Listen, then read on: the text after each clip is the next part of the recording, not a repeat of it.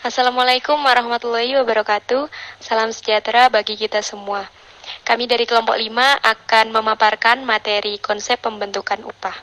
Baik, sebelumnya akan saya perkenalkan dulu nama-nama anggota dari kelompok 5. Next. Yang pertama yaitu Dimas Misbahul Munir NIM 104, kemudian Rosa Afriska NIM 109, Muhammad Iqbal Hidayatullah NIM 122, Linta Linarni NIM 123, Ervina Lia Agustina NIM 130, Nala Ija Hoironi NIM 132, Balkis Salma Amelia NIM 141, dan yang terakhir Nikmatul Hofifa NIM 144. Nah, selanjutnya kita akan membahas mengenai konsep pengertian upah. Menurut Undang-Undang Nomor 13 Tahun 2003 tentang Ketenagakerjaan, upah merupakan suatu imbalan atau penerimaan yang diberikan oleh penguasa kepada tenaga kerja atau suatu jasa pekerjaan yang telah dilakukan. Nah, berikut terdapat jenis-jenis upah. Yang pertama yaitu upah nominal. Apa sih upah nominal itu? Jadi, upah nominal merupakan sejumlah uang yang dibayarkan kepada karyawan yang berhak secara tunai sebagai imbalan atas pengerahan jasa-jasa atau pelayanannya sesuai dengan ketentuan-ketentuan yang terdapat dalam perjanjian kerja, baik itu di bidang industri, perusahaan, ataupun dalam suatu organisasi kerja. Yang kedua adalah upah nyata atau biasa disebut dengan real wages. Yang dimaksud dengan upah nyata adalah upah yang benar-benar harus diterima oleh seseorang yang berhak. Upah nyata ini ditentukan oleh daya beli upah tersebut, akan banyak bergantung dari besar atau kecilnya jumlah uang yang diterima dan juga besar atau kecilnya biaya hidup yang diperlukan. Nah, yang selanjutnya adalah upah hidup.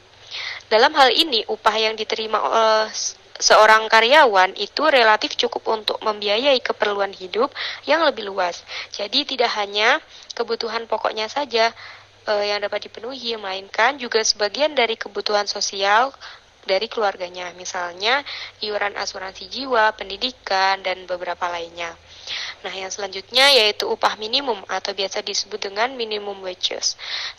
Sebagai yang diterangkan bahwa pendapatan yang dihasilkan para karyawan dalam suatu perusahaan itu sangat berperan penting, dalam hal ini maka upah minimum sebaiknya dapat mencukupi kebutuhan-kebutuhan hidup karyawan beserta keluarganya. Walaupun dalam arti yang sederhana, cost of living perlu diperhatikan dalam penentuan upah.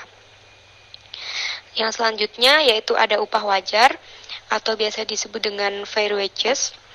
Nah, upah wajar dimaksudkan sebagai upah yang secara relatif dinilai cukup wajar oleh pengusaha dan juga para karyawan sebagai uang imbalan atau jasa-jasa yang diberikan karyawan kepada perusahaannya, sesuai dengan perjanjian kerja di antara mereka.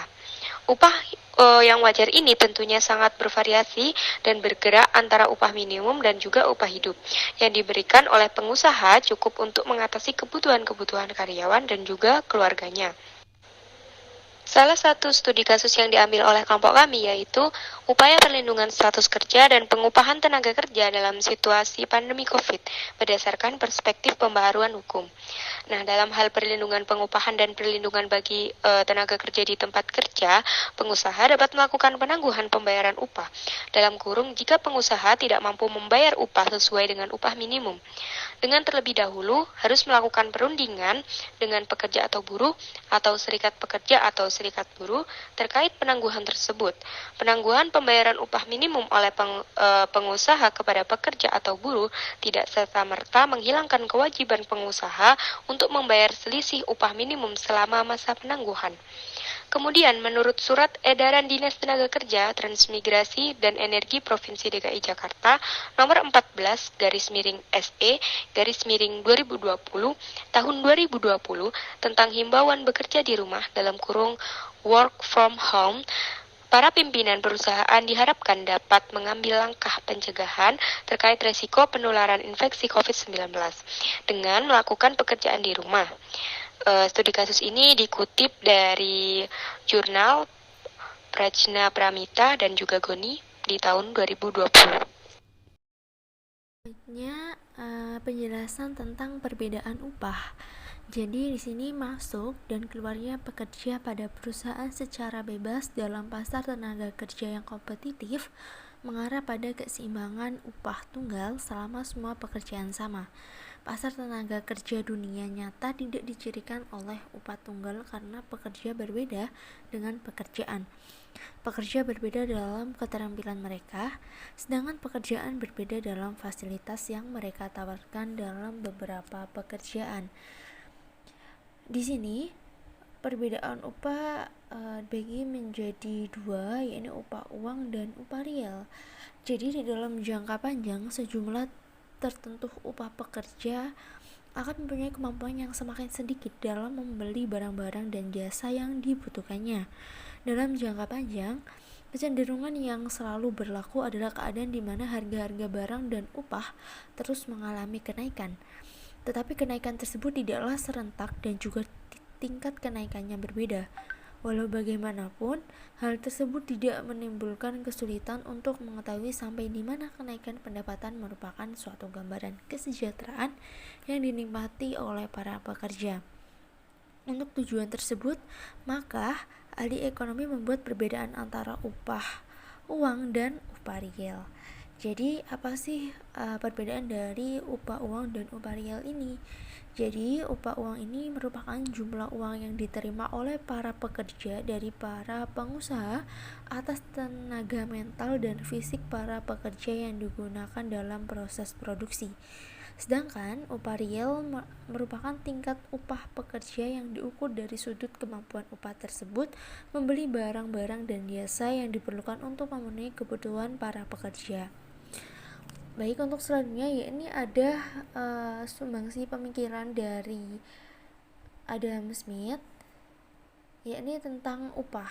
Jadi menurut Smith, bukan upah yang disamakan di seluruh pekerjaan yang ada di pasar kompetitif, tapi keseluruhan keuntungan dan kerugian dari pekerjaan itu. Perusahaan yang memiliki kondisi kerja yang tidak menyenangkan harus menawarkan beberapa keuntungan yang mengimbangi, seperti upah yang tinggi untuk menarik pekerja. Jadi di sini ketika ada perusahaan yang memiliki kondisi pekerjaan yang kurang mengenakan atau menyenangkan, bisa sebuah perusahaan itu melakukan strategi dengan melakukan atau memberi kebijakan upah yang lebih tinggi kepada para pegawai atau pekerjanya, sehingga akan menarik seorang pekerja itu atau pegawai untuk melamar pekerjaan atau bekerja di perusahaan yang bersangkutan. Kemudian ada hubungan antara produktivitas dengan upah. Ketika seseorang pekerja bekerja secara produktif dan memberikan kontribusi yang besar bagi perusahaan dalam mendapatkan keuntungan, maka sudah selayaknya perusahaan memberikan balas jasa yang besar juga. Begitu juga sebaliknya, apabila seorang tenaga kerja tidak bekerja secara produktif sehingga kontribusinya kecil, maka balas jasa yang diberikan perusahaan juga akan kecil. Selain tingkat upah juga akan mempengaruhi produktivitas pekerja. Semakin tinggi tingkat upah, maka semakin tinggi juga tingkat produktivitas pekerja. Selanjutnya yakni pembahasan tentang studi kasus. Jadi di sini ada dua contoh studi kasus. Yang pertama tentang perbedaan upah menurut jenis kelamin pekerja sektor industri pengolahan di Provinsi Jawa Tengah. Provinsi Jawa Tengah merupakan salah satu provinsi yang mengandalkan sektor industri pengolahan. Permasalahan yang muncul adalah terdapat perbedaan upah antara pekerja perempuan dan pekerja laki-laki di sektor tersebut. Pekerja sektor industri pengolahan di Provinsi Jawa Tengah cenderung untuk menerima upah tidak layak. Hal tersebut ditujukan oleh banyaknya persentase pekerja yang menerima kecenderungan yang lebih besar untuk menerima upah tidak layak yang harus diperhatikan oleh pemerintah. Hal tersebut perlu dievaluasi karena pemerintah seharusnya telah melaksanakan perencanaan tenaga kerja. Salah satu hal yang perlu dikaji ulang adalah keberadaan pelatihan tenaga kerja yang berfungsi untuk meningkatkan kompetensi kerja. Kompetensi kerja menurut Undang-Undang Ketenagakerjaan diantaranya mencakup pendidikan, keterampilan, dan sikap kerja. Hal tersebut perlu diperhatikan karena dengan adanya peningkatan kompetensi kerja, maka upah yang diterima pekerja akan meningkat. Berdasarkan pada penelitian yang dilakukan, maka dapat dapat disimpulkan bahwa terdapat perbedaan upah menurut wilayah perkotaan atau pedesaan, pendidikan, jam kerja, lama bekerja, dan jenis pekerjaan ditinjau dari jenis kelamin pada pekerjaan sektor industri pengolahan di Provinsi Jawa Tengah. Untuk selanjutnya yakni contoh studi kasus kedua yang berjudul Analisis Pasar Tenaga Kerja Sektor Industri Terhadap Tingkat Upah di Indonesia. Indonesia merupakan salah satu dari beberapa negara yang perusahaannya mayoritas melakukan diskriminasi terhadap tenaga kerja, baik diskriminasi berdasarkan upah, jenis kelamin, pendidikan, dan usia. Oleh karena adanya diskriminasi tersebut, terjadilah perbedaan tingkat upah yang diterima oleh tenaga kerja di Indonesia. Perbedaan tingkat upah dapat terjadi karena berbagai faktor. Salah satu faktor yang dapat mempengaruhi perbedaan tingkat upah antara provinsi di Indonesia adalah jumlah tenaga kerja dan jam kerja. Upah pekerja atau buruh di suatu wilayah merupakan salah satu variabel penting untuk menentukan perekonomian di wilayah tersebut. Hal tersebut terbukti dengan tingkat upah dijadikan sebagai salah satu indikator dalam menentukan tingkat kompetitif suatu negara. Berdasarkan hasil pengujian secara parsial, diperoleh bahwa jumlah tenaga kerja pada sektor industri tidak terdapat pengaruh signifikan terhadap tingkat upah pada sektor industri di Indonesia. Bahwa artinya setiap terjadi peningkatan jumlah tenaga kerja tidak akan berpengaruh pada peningkatan tingkat upah pada sektor industri di Indonesia. Hal ini dikarenakan jumlah tenaga kerja tidak berdampak langsung terhadap tingkat upah. Kesimpulannya menunjukkan bahwa yang pertama, jumlah tenaga kerja pada sektor industri tidak berpengaruh signifikan terhadap tingkat upah pada sektor industri di Indonesia. Yang kedua, jam kerja pada sektor industri berpengaruh signifikan terhadap tingkat upah pada sektor industri di Indonesia. Dan yang ketiga, secara bersama-sama jumlah tenaga kerja pada sektor industri dan jam kerja pada sektor industri berpengaruh signifikan terhadap tingkat upah pada sektor industri di Indonesia. Jadi hanya jam kerja yang berpengaruh signifikan terhadap tingkat upah pada sektor industri di Indonesia. Di sini saya akan menjelaskan mengenai fungsi upah. Ada yang tahu nggak bagaimana fungsi upah itu? Jadi, upah itu ditetapkan atas dasar tugas yang diberikan pemberi kerja dan dikerjakan oleh tenaga kerja dengan memperhatikan keseimbangan kebutuhan tenaga kerja, prestasi, dan kemampuan perusahaan. Sistem pengupahan sendiri pada umumnya didasarkan pada 3 fungsi upah, yaitu yang pertama, mampu menjamin kehidupan yang layak bagi pekerja dan keluarganya. Yang kedua, mempunyai fungsi sosial. Yang ketiga, mencerminkan pemberian imbalan terhadap hasil kerja seseorang dan membuat pemberian insentif tersebut mendorong peningkatan produktivitas kerja. Namun, selain sebagai bayaran bagi para pekerja, upah juga memiliki fungsi yang sangat beragam yang dapat digambarkan oleh beberapa kurva, yaitu sebagai berikut. Yang pertama adalah kurva indiferen dari pekerja. Kurva ini bersumber dari buku Borjas. Oke, jadi kurva indiferen dapat mengasumsikan bahwa pekerja tidak menyukai resiko. Pada gambar di samping mengilustrasikan kurva indiferen untuk 3 pekerja yang berbeda, yaitu pekerja A, B, dan C dengan utilitas terkait U sebuah UB dan UC.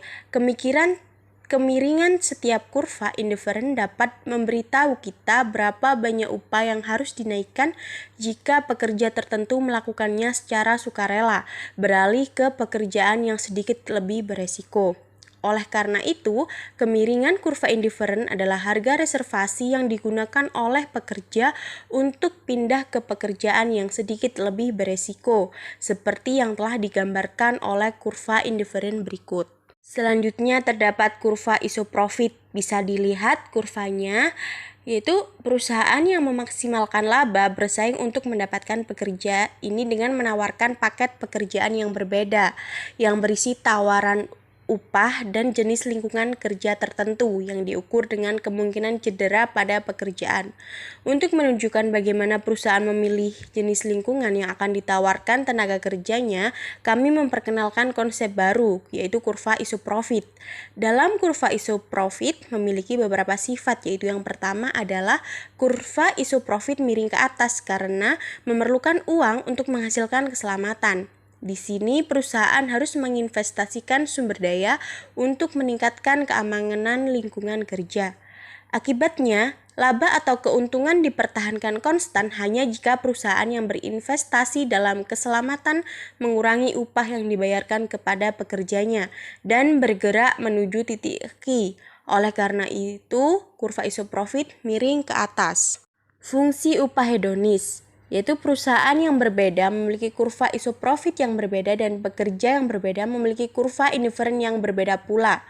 Pasar tenaga kerja mengawinkan pekerja yang tidak menyukai resiko seperti pekerja A dengan perusahaan yang merasa mudah untuk menyediakan lingkungan yang aman seperti firma X dan pekerja yang tidak terlalu mempermasalahkan resiko yaitu pekerja C dengan perusahaan yang merasa sulit untuk menyediakan lingkungan.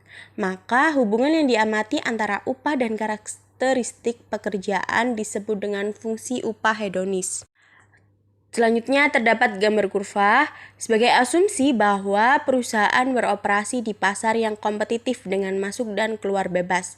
Ketika perusahaan dalam industri memperoleh keuntungan berlebih, banyak perusahaan akan memasuki industri dan menekan laba.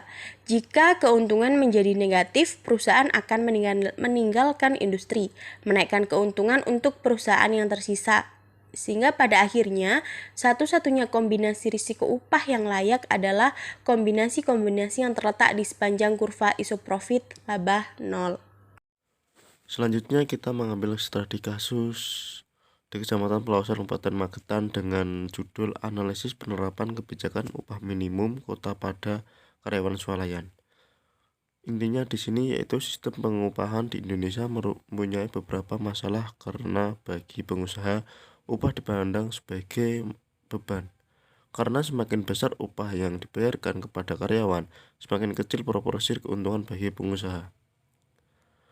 Dengan upah yang masih rendah, hari ini para karyawan tidak dapat mencukupi kebutuhan hidup mereka dengan layak karena kebutuhan hidup karyawan swalayan lebih tinggi dari kebutuhan hidup yang telah ditetapkan pemerintah dan upah yang diterima relatif lebih rendah. Solusi yang diberikan seharusnya bagi pihak swalayan lebih memikirkan dan menerapkan upah karyawan yang lebih layak dan juga menyatakan akad dengan dinyatakan secara lisan atau tulisan agar apa yang menjadi hak karyawan bisa terpenuhi dan tidak terjadi perselisihan antara karyawan dan pemilik perusahaan. Selanjutnya yang keempat yaitu faktor penentu upah. Faktor-faktor yang signifikan mempengaruhi jumlah upah pekerja adalah yang pertama pendidikan, yang kedua jenis pekerjaan, yang ketiga jam kerja, dan yang terakhir pengalaman kerja. Pendidikan, jenis pekerjaan, jam kerja, dan pengalaman kerja berpengaruh positif terhadap jumlah upah pekerja. Selanjutnya yaitu beberapa faktor yang menentukan tingkat perbedaan upah tenaga kerja. Menurut Kanakaca 1973, beberapa faktor yang menentukan tingkat perbedaan upah tenaga kerja diikuti antara lain. Yang pertama, lama seorang menempuh pendidikan formal atau non formal. Yang kedua, kelas pekerja atau lembaga pemberi pekerja atau upah berserikat atau tidak. Yang ketiga, industri atau besar dan kecilnya suatu perusahaan atau instansi. Selanjutnya, jabatan atau posisi di dalam perusahaan. Selanjutnya, waktu atau curahan bekerja secara penuh atau paruh waktu. Selanjutnya, kesehatan pekerja atau kondisi kesehatan secara fisik sehat atau tidak. Selanjutnya, migrasi atau lama tinggal di lokasi kerja, kurang atau lebih dari 5 tahun bertahan tanpa pindah tempat. Selanjutnya, status perkawinan atau sebagai suami atau istri menikah atau belum. Selanjutnya, ukuran wilayah atau luas daerah dengan skala interval tertentu. Dan yang terakhir yaitu daerah atau klasifikasi daerah atau lokasi industri dalam suatu negara atau populasi. Selanjutnya yaitu studi kasus. Studi kasus ini berjudul Analisis Faktor-Faktor yang Mempengaruhi Tingkat Upah pada Auditor Sektor Publik atau Pemerintah. Profesi auditor telah lama menjadi objek penelitian, terutama terfokus pada masalah perbedaan tingkat upah karena faktor misalnya jenis kelamin atau gender, lokasi pendidikan maupun profesi. Ada beberapa faktor yang mempengaruhi tingkat pemberian upah kepada seorang pekerja atau pada penelitian ini adalah auditor pemerintah, tingkat provinsi maupun kabupaten atau kota. Faktor-faktor tersebut adalah sebagai berikut. Yang pertama, jenis kelamin merupakan faktor yang mempengaruhi tingkat pendapatan. Biasanya itu laki-laki atau perempuan. Yang B, pendidikan mempengaruhi produktivitas dan upah pekerja. Yang C, status pernikahan juga sebagai faktor yang mempengaruhi tingkat upah. Yang D, jabatan mempunyai pengaruh positif dengan tingkat pendapatan. Yang E, lokasi merupakan faktor yang penting dalam mempengaruhi tingkat upah pekerja. Yang F, berbagai penelitian empiris menjelaskan terdapat hubungan positif di antara tingkat upah dan status pekerjaan auditor. Yang terakhir yaitu umur merupakan salah satu ukuran masa bekerja seseorang. Studi kasus ini diambil dari Jurnal Ekonomi Manajemen Sumber Daya volume 13 pada nomor 65-75 karya Ghazali dan kawan-kawan.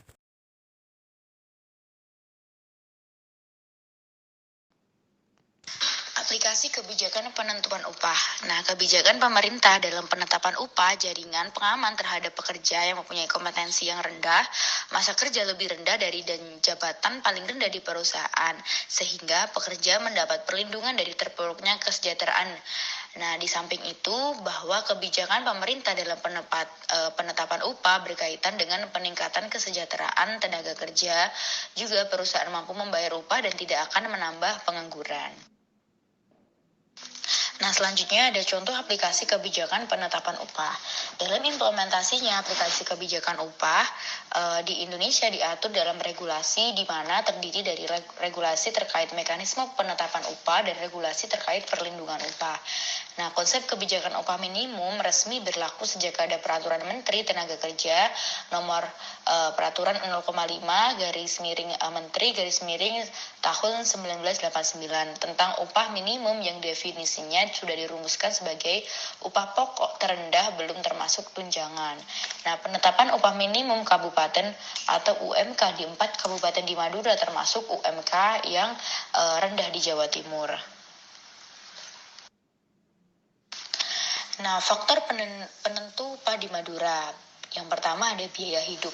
Perbedaan tingkat biaya hidup antara daerah di Madura dengan daerah lainnya menyebabkan perbedaan kompensasi dari karyawan. Yang kedua ada regulasi pemerintah. Peraturan yang dikeluarkan oleh pemerintah dapat mempengaruhi penentuan upah di wilayah Madura. Nah, kompensasi perusahaan lain dan kemampuan perusahaan. Wilayah Madura masih minim industri besar sehingga tidak ada persaingan upah yang signifikan antar perusahaan. Nah, yang selanjutnya ada jenis pekerjaan dan tanggung jawab. Selanjutnya ada peranan serikat buruh.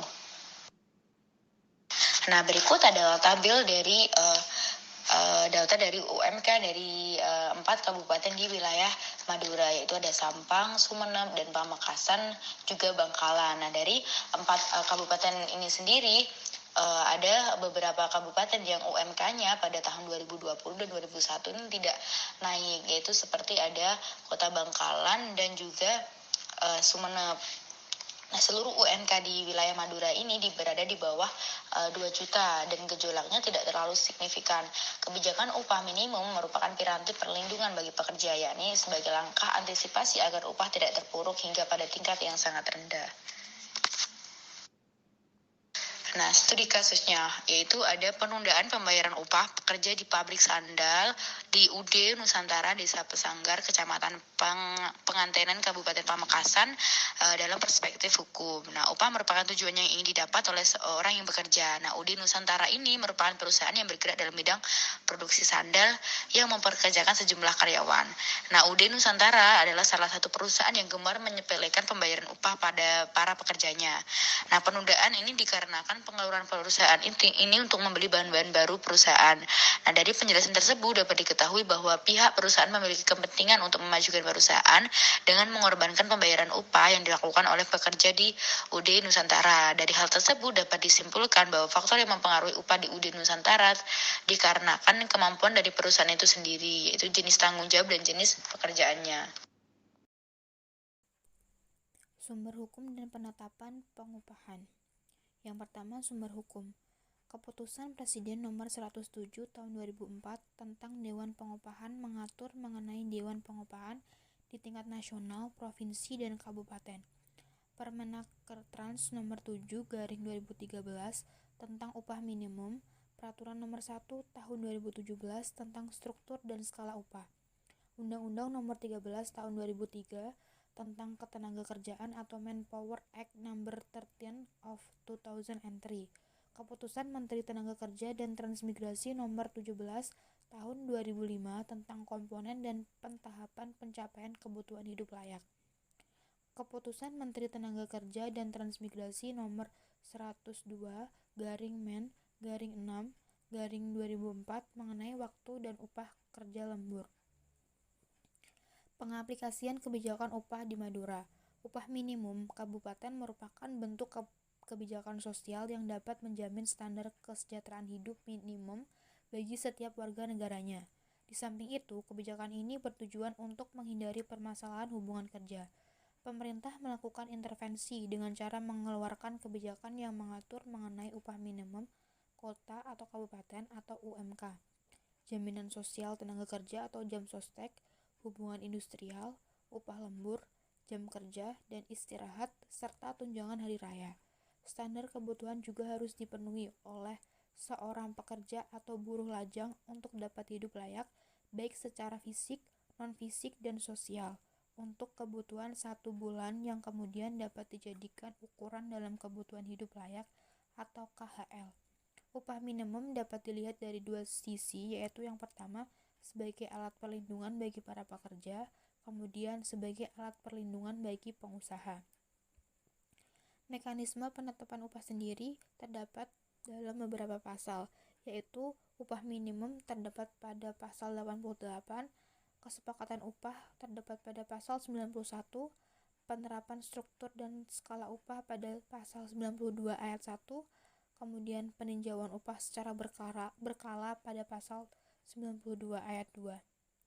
Kemudian untuk gambar mekanisme penetapan upah itu sendiri sudah terlihat dengan jelas dan menurut kami ini sudah jelas, jadi kami tidak perlu menjelaskannya kembali.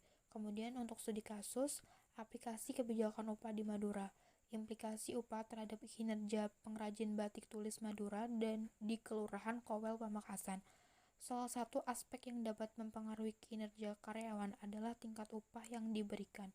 Tinggi rendahnya upah dan kesesuaiannya dengan beban kerja dapat mempengaruhi semangat kerja karyawan. Naiknya upah pada tingkat tertentu dapat menumbuhkan rasa puas pada karyawan serta dapat meningkatkan semangatnya dalam bekerja. Dalam hal ini, para karyawan merasa memperoleh tambahan pemenuhan kebutuhan, sehingga dalam mengerjakan segala pekerjaannya disertai dengan rasa senang dan penuh dengan rasa tanggung jawab. Dengan begitu, para karyawan akan mencurahkan segala kemampuannya sesuai dengan yang diharapkan oleh perusahaan. Kinerja yang baik dari karyawan akan berdampak positif pada produktivitas perusahaan. Tingkat upah harus disesuaikan dengan beban kerja yang diterima para pekerja agar tercipta sistem upah yang adil. Namun, hal ini belum bisa dirasakan oleh buruh pengrajin batik tulis Madura di Kelurahan Kowel, Kecamatan Pamekasan. Batik tulis Madura, khususnya batik Pamekasan, memiliki corak dan desain yang khas. Corak warna-warni dengan warna yang kuat, style yang elegan, dan kualitas yang istimewa menjadikan batik Pamekasan diakui dan disukai oleh banyak desainer ternama di tingkat nasional maupun internasional. Oleh karena itu, batik khas Pamekasan mempunyai nilai jual yang sangat tinggi dan banyak diminati para wisatawan domestik atau mancanegara. Nilai jual batik tulis Madura yang tinggi tidak lantas membuat pengrajin batik mendapatkan upah yang tinggi pula. Terlebih sebagian besar pengrajin batik tidak mengetahui tentang sistem upah minimum regional yang semestinya diterima. Pendapatan mereka hanya tergantung pada upah yang ditentukan sendiri oleh pengusaha. Pendapatan itu pun tidak dapat dijadikan sebagai penghasilan tetap karena mereka hanya akan mendapatkan upah. Meningkatnya upah dapat mendorong peningkatan kinerja karyawan karena dapat memberikan motivasi kepada karyawan. Karyawan akan lebih bersemangat dalam melakukan pekerjaannya jika mendapatkan upah yang sesuai dengan beban kerja dan kebutuhan hidup mereka. Meskipun nilai keseluruhan rentang skala variabel upah pekerja batik tulis Madura sudah tergolong baik, akan tetapi pada indikator kesesuaian upah dengan UMK hanya sebesar 206 dan hanya tergolong cukup baik. Sebagai contoh, upah pengrajin batik untuk kain Santio selama 1 bulan hanya sebesar 500.000. Jumlah tersebut jauh dari UMK Pamekasan yaitu 1.913.321. Kemudian ketidaksesuaian upah dapat berdampak pada kelangsungan usaha dalam jangka panjang. Yang pertama yaitu upah yang rendah memicu lemahnya kinerja karyawan. Upah yang rendah dapat menyebabkan karyawan tidak semangat karena merasa pekerjaan tersebut tidak dapat memenuhi kebutuhannya. Kemudian yang kedua, berkurangnya jumlah pekerja. Upah yang tidak sesuai dengan beban juga dapat menyebabkan berkurangnya jumlah pekerja. Kemudian yang ketiga, produksi tidak mencapai target. Rendahnya upah yang menyebabkan lemahnya kinerja karyawan dan berkurangnya jumlah pekerja lebih lanjut dapat membuat produksi batik tulis tidak mencapai target. Kebijakan pemerintah dan dampaknya dalam implementasi upah buruh, studi kasus pemberian upah buruh di Kabupaten Karawang. Komitmen antara stakeholders atau pemerintah, pengusaha, dan masyarakat di dalam merumuskan, mensosialisasikan, dan mengimplementasikan berbagai kebijakan khususnya misalnya penetapan upah minimum kabupaten di Kabupaten Karawang yang menjadi kewenangan dari gubernur.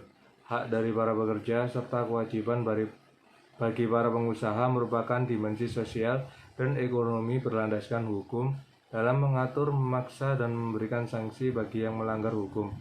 Sistem pengupahan nasional dan subnasional menggunakan teori species payment atau sistem pengupahan khusus berdasarkan kategori tertentu. Ditegaskan dalam penjelasan pasal 89 Undang-Undang Nomor 13 Tahun 2003 tentang Ketenagakerjaan dan Instruksi Presiden Nomor 9 Tahun 2013 tentang kebijakan penetapan upah minimum dalam rangka keberlangsungan usaha dan peningkatan kesejahteraan pekerja, khususnya kepada Menteri Tenagakerja dan Transmigrasi untuk a. merumuskan dan menetapkan kebijakan pengupahan dan pengembangan sistem pengupahan nasional dengan ketentuan 1. Upah minimum didasarkan pada kebutuhan hidup layak atau KHL, produktivitas, dan pertumbuhan ekonomi. Yang kedua, upah minimum provinsi, kabupaten, kota diarahkan kepada pencapaian KHL. 3. Untuk daerah yang upah minimumnya masih berada di bawah nilai KHL, kenaikan upah minimum dibedakan antara industri padat karya tertentu dengan industri lainnya. 4. Berdasarkan kenaikan upah pada provinsi dan atau kabupaten yang upah minimumnya telah mencapai KHL atau lebih, ditetapkan secara bipartit antara pemberi kerja dan pekerja dalam perusahaan masing-masing. Yang B. Melakukan koordinasi dengan menteri terkait dalam rangka mengklasifikasikan kenaikan upah minimum sebagaimana dimaksud pada huruf A angka 3. Tujuan buruh mencari atau melaksanakan pekerjaan yaitu untuk mendapatkan penghasilan yang cukup dan membiayai kehidupan bersama dengan keluarganya. Penghitungan pendapatan yang layak bagi manusia kemudian dapat disebut dengan upah. Seluruh peraturan yang ada pada intinya bertujuan untuk melindungi pekerja atau buruh sebagai pihak yang memiliki posisi lemah. Kemudian, meningkatkan taraf hidup pekerja atau buruh serta keluarganya untuk mencegah terjadi kemerosotan penghasilan dan daya beli secara fluktuatif. Ketidaksesuaian masyarakat dalam konteks penerimaan terhadap kebijakan penetapan upah minimum kabupaten atau UMK untuk saat ini lebih banyak disikapi terhadap ketidakpuasan pada sebagian manusia atas apa yang telah diterima menjadi alasan yang klasik yang sering disampaikan oleh kaum pengusaha. Pembahasan yang kelima yaitu mengenai bentuk pelanggaran serta denda dan potongan upah karyawan. Peraturan perundang-undangan telah mengatur secara terperinci mengenai gaji atau upah. Di dalam peraturan undang-undang mengizinkan adanya pemotongan upah selama pekerja bekerja dengan normal pada perusahaan.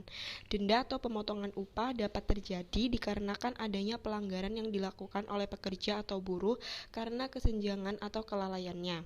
Namun, pengenaan denda ini harus diatur secara tegas dalam perjanjian kerja, peraturan perusahaan, atau perjanjian kerja bersama. Ketiganya juga mengatur jenis-jenis pelanggaran yang dapat dikenakan denda, besaran denda, dan penggunaan uang denda untuk kepentingan perusahaan.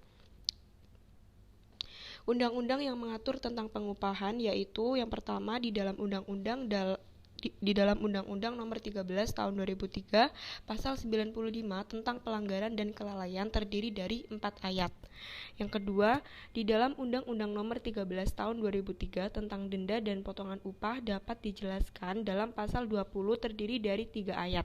Yang ketiga, di dalam Pasal 21 dan 22 Undang-Undang Nomor 13 Tahun 2003 terdiri dari 2 ayat. Dan yang keempat, di dalam pasal 22 tentang sistem pemotongan upah terdiri dari 3 ayat. Pemotongan upah oleh pengusaha untuk pihak ketiga hanya dapat dilakukan bila mana ada surat kuasa dari pekerja atau buruh. Surat kuasa ini tidak disyaratkan untuk semua kewajiban pembayaran oleh pekerja atau buruh kepada negara atau iuran sebagai peserta pada suatu dana yang menyelenggarakan jaminan sosial yang ditetapkan dengan peraturan perundang-undangan. Dan ganti rugi dapat dimintakan oleh pengusaha dari buruh bila terjadi kerusakan barang atau kerugian lainnya, baik milik pengusaha maupun milik pihak ketiga oleh buruh karena kesengajaan atau kelalaian. Dan studi kasus yang berjudul Analisis Yuridis Pemotongan Upah Pekerja dan Pemutusan Hubungan Kerja PHK oleh Perusahaan Terdampak COVID-19. Ketua Kebijakan Publik Asosiasi Pengusaha Indonesia atau APindo, Sutrisno Iwantono mengakui bahwa imbauan dari Presiden Jokowi untuk tidak melakukan PHK agak sedikit sulit untuk diterapkan. Apalagi jika perusahaan mengalami kerugian, PHK menjadi hal yang paling mungkin untuk dilakukan oleh pelaku usaha untuk menekan keuangan perusahaan. PT Matahari Department Store Tbk mengaku memotong gaji karyawan untuk mengurangi beban keuangan di tengah pandemi virus corona. Namun, perusahaan sudah mulai memulihkan pemotongan gaji karyawan. Namun, CEO dan Wakil Presiden Direktur Matahari Terry O'Connor memastikan kebijakan itu sudah dipulihkan sejalan dengan pemulihan kinerja keuangan perusahaan dalam beberapa bulan terakhir. Win-win solution bagi pekerja dan perusahaan dalam permasalahan ketenagakerjaan terkait pemotongan upah dan PHK akibat perusahaan terdampak COVID-19, di mana komunikasi yang baik adalah dasar dari problem solving. Pemotongan upah sebaiknya perusahaan dapat menyepakati bersama dengan pekerja dan atau serikat pekerja mengenai perubahan besaran maupun cara pembayaran upah selama perusahaan terdampak oleh COVID-19. Studi kasus selanjutnya berjudul Perbedaan Upah Pemotong Padi Antara Laki-laki dengan Perempuan. Jadi perbedaan upah ini terjadi ketika seorang pekerja mendapatkan upah lebih dari yang lain. Perbedaan upah memang terjadi. Selain perbedaan upah antara laki-laki dan perempuan atau orang-orang dengan agama atau kepercayaan yang berbeda dan juga orang-orang dengan warna kulit yang berbeda. Perbedaan upah tersebut bahkan mungkin dalam jumlah yang besar. Perbedaan upah sering terjadi karena individu yang memiliki pengalaman kerja lebih cepat atau melakukan pekerjaan yang sangat berkualitas dapat menerima upah lebih banyak. Dan perbedaan upah ini terjadi di daerah Gampong Teurebuh Janta, Provinsi Aceh. Di daerah tersebut terdapat perbedaan pembayaran upah antara buruh laki-laki dan perempuan yang dianggap bahwa perempuan adalah pekerja buruh yang lambat dibandingkan dengan laki-laki. Biasanya laki-laki akan datang lebih awal dibandingkan dengan pekerja buruh perempuan, karena keterlambatan pekerja buruh perempuan ini dapat menyebabkan majikan tidak mampu menaikkan upah pekerja karena hasil yang diperoleh majikan relatif rendah dan tidak menentu sehingga terkadang tidak mampu untuk menutup biaya pengolahan sawah. Sekian presentasi dari kelompok 5. Mohon maaf jika ada salah kata atau kurangnya penjelasan. Semoga penjelasan yang kami sampaikan bisa bermanfaat untuk teman-teman semuanya. Kami akhiri. Wassalamualaikum warahmatullahi wabarakatuh.